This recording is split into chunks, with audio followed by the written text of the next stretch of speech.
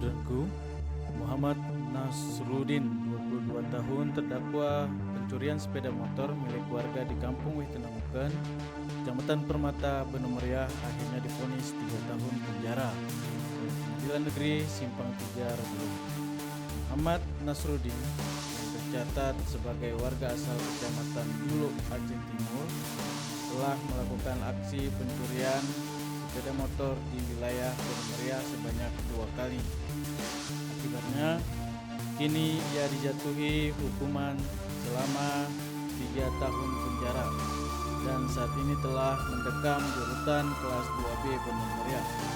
Vonis terhadap terdakwa tersebut dibacakan oleh Majelis Hakim Pengadilan Negeri Simpang 3 Rebul dalam putusan sidang yang digelar pada Kamis 17 Juli 2025.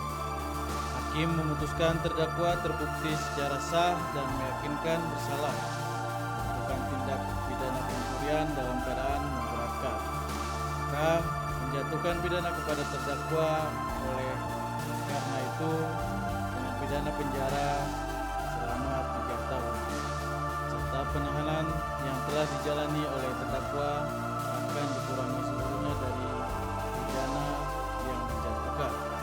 Hal tersebut sebagaimana dikutip tribungayo.com dari Sistem Informasi Penelusuran Perkara Simpang 3 Rebul pada Sabtu 26 Juli 2025.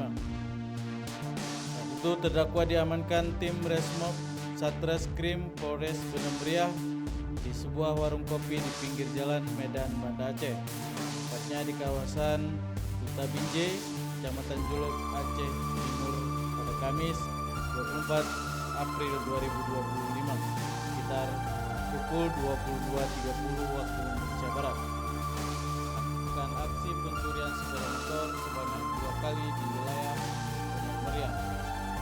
Dua kendaraan yang dicuri yaitu satu unit Honda CBR tahun 2017 warna hitam merah dan satu unit Honda CBR 150R warna hitam. Pelaku akan dijerat dengan pasal 363 KUHP tentang tindak pidana pencurian dengan pemberatan. Benua Meriah tentang